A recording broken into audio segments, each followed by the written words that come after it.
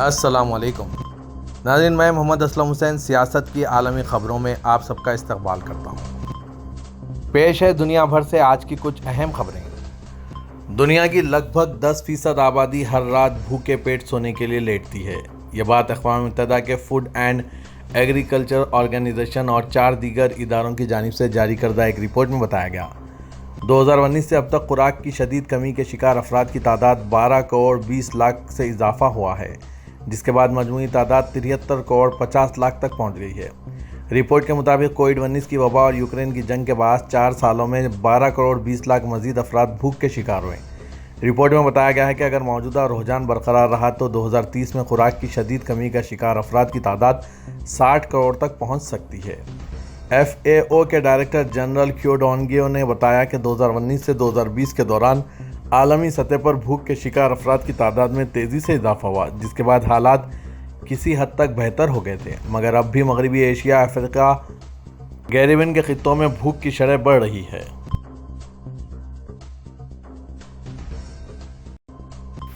ہندوستان کے وزیراعظم نریندر مودی فرانس کے سرکاری دورے پر آج جمعرات کی دوپہر فرانس پہنچ گئے اور ہوائی اڈے پر فرانس کی وزیراعظم ایلزابتھ بورن نے ان کا استقبال کیا۔ ہوائی اڈے پر مودی کا رسمی استقبال کیا گیا اور انہیں گارڈ آف آنر پیش کیا گیا۔ وزیراعظم جمعے کو فرانس کے قومی دن راشٹرل ڈے پر تقریب اور پریڈ میں بطور مہمان خصوصی شرکت کریں گے۔ ہندوستان اور فرانس اس سال اسٹریٹجک شراکت داری کی 25ویں سالگرہ منا رہے ہیں۔ یوکرین کے صدر زیلنسکی نے کہا کہ بحر اسود اناج راہداری سمجھوتے کے معاملے میں اقوام متحدہ کے سیکریٹری جنرل اینٹونیو گٹرس کا بھی کام کرنا ضروری ہے۔ زیلنسکی نے نیٹو سربراہ اجلاس کے دوران امریکہ کے صدر جو بائیڈن کے ساتھ ملاقات کے بعد پریس کانفرنس میں میڈیا نمائندوں کے سوالوں کے جواب دیے۔ انہوں نے کہا کہ ہم یوکرین کی نیٹو رکنیت پر کسی کے ساتھ مول تول نہیں کریں گے۔ یوکرین کی نیٹو رکنیت ملک کی سلامتی کی صورتحال پر مبنی ایک سیاسی فیصلہ ہوگا۔ سعودی عرب نے یورپ میں قرآن مجید کی بے حرمتی کے واقعات کے تناظر میں اقوام متحدہ کی انسانی حقوق کونسل کی جانب سے مذہبی منافرت کو روکنے کے لیے مزید اقدامات پر زور دینے سے متعلق قرارداد کا خیر مقدم کیا ہے۔ عرب نیوز کے مطابق یہ قرارداد سویڈن میں قرآن کے نسخے کو جلائے جانے کے بعد سامنے آئی ہے۔ اس میں ممالک سے مطالبہ کیا گیا ہے کہ وہ ایسی کارروائیوں اور مذہبی منافرت کی وکالت سے نمٹنے کے لیے قانونی کارروائی کریں جو امتیازی سلوک، دشمنی یا تشدد کو اکسانے ہیں۔ سعودی عرب نے بیان میں کہا کہ اس قرارداد کی منظوری جو مملکت اور دنیا کے متعدد ملکوں کے پرزور مطالبات کے بعد سامنے آئی ہے، مذاہب اور ثقافتوں کے احترام کے اصولوں اور انسانی اقدار کے فروغ کے لیے بین الاقوامی قوانین کی ضمانت ہے۔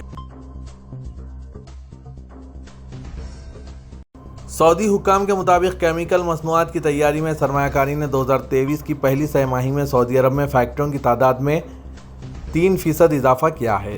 عرب نیوز کے مطابق سعودی وزارت صنعت اور معدنی وسائل کی جانب سے جاری کردہ اعداد و شمار کے مطابق مارچ کے آخر تک صنعتی سہولتوں کی مجموعی تعداد بڑھ کر 10,819 تک پہنچ گئی، جو 2022 کے آخر میں 10,518 تھی۔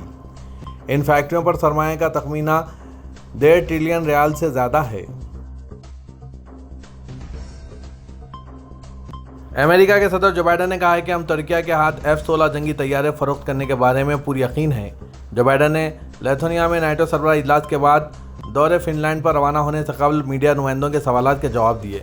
اس سوال کے جواب میں کہ کیا ترکیہ کے ہاتھ F-16 طیاروں کی فروخت کے مخالف نیو جرسی کے سینئر بو مینڈس اپنے اعتراض سے باز آ جائیں گے، جو بائیڈن نے کہا کہ مجھے یقین ہے کہ ترکیہ سویڈن کی نیٹو رکنیت کی حمایت جاری رکھے گا اور ہم بھی اس کے ہاتھ F-16 طیارے فروخت کریں گے۔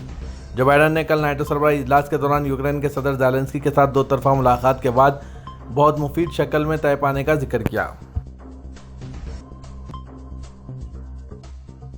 عالمی جریدے دی اکنامسٹ کے اکنامسٹ انٹیلیجنس یونٹ نے پاکستان کے سب سے بڑے شہر کراچی کو دنیا میں رہائش کے لیے 10 بدترین شہروں میں شامل کیا ہے۔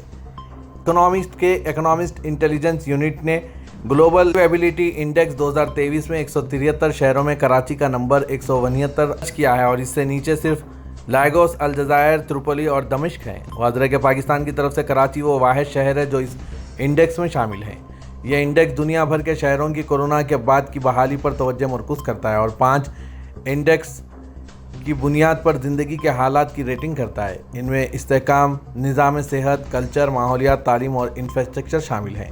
شہروں میں رہنے کے حالات کو مد نظر رکھتے ہوئے 1 سے 100 تک کا اسکور دیا جاتا ہے۔ 1 کو ناقابل برداشت سمجھا جاتا ہے اور 100 کو مثالی سمجھا جاتا ہے۔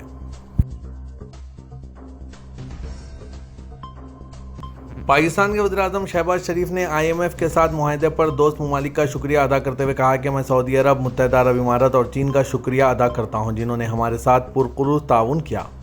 آج جمعرات کو قوم سے خطاب کرتے ہوئے انہوں نے کہا کہ سعودی ولیعہد شہزادہ محمد بن سلمان، UAE کے صدر شیخ محمد بن زاید ال نہیان اور چینی صدر شی جن پنگ نے پاکستان کو معاشی مشکلات سے نکالنے میں اہم کردار ادا کیا ہے۔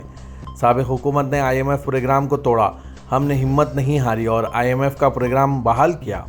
پاکستان کے دیوالیہ ہونے کا خطرہ ٹل چکا ہے اور ان کی ناپاک سازش مٹی میں مل چکی ہے۔